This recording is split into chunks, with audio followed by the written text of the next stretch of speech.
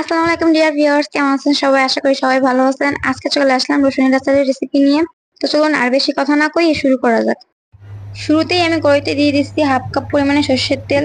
এরপরে দিয়ে দেবো 1 টি স্পুন পাঁচফোড়ন। 30 সেকেন্ডের মতো নাড়াচাড়া করে এর ভিতর দিয়ে দিব হাফ কাপ পেঁয়াজ কুচি। পেঁয়াজটা দেওয়ার পর নাড়াচাড়া করতে থাকতে হবে, কারণ নাড়াচাড়া করার পর যখন পেঁয়াজটা লাল হয়ে আসবে তখন এর মধ্যে দিয়ে দেবো, বেশি নাই, এই 3 সাইড দিয়ে রসুনের কোয়া। রসুনটা দেওয়ার পর একটু নাড়াচাড়া দিয়ে ধুয়ে দেবো। এই রসুনটা কিন্তু তোমরা খিচুড়ি, ভাত বা আমার মতো মুড়ি দিয়েও খাইতে পারো। তোমরা ভিডিওতে যেরকম দেখতে পাচ্ছিস, যখন এরমের কালার হয়ে যাবে পেঁয়াজ রসুনের, তখন এর মধ্যে দিয়ে দিবা 1 চা চামচ শুকনো মরিচ, 1 চা চামচ জিরে, 1 চা চামচ লবণ আর 1 চা চামচ হলুদ দিয়ে ভালো করে নাড়াচাড়া করতে থাকো যতক্ষণ না মশলাটা ভাজা ভাজা হয়ে যায়। এখানে কিন্তু রসুনের গায়ের পানিটাই নেই, রসুনটা একটু লাল লাল হবে দেখতে। আমার মশলা ভাজা হয়ে গেছে। এখন এর মধ্যে আমি দিয়ে দেবো একটা বড় সাইজের টমেটো।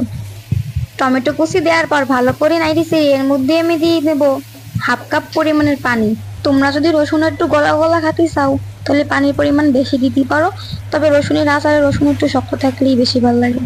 পানি দেওয়ার পর ঢেকে দেবো 5 মিনিটের জন্য। ফিরে আসছি 5 মিনিট পরে। এখন কিন্তু আমার অর্ধেক রান্না শেষ।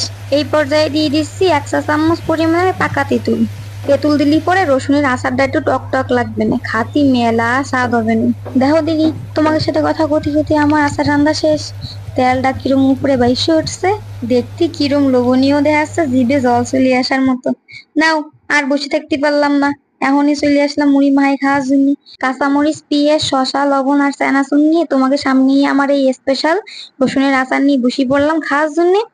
নেও, আর দেখা লাগবে না, ভাবতেছো কি বানাবে কি বানাবে না, এখনই যাও বানাও ঝামেলা ছাড়া রসুনের আচার। আজকের ভিডিও এই পর্যন্তই।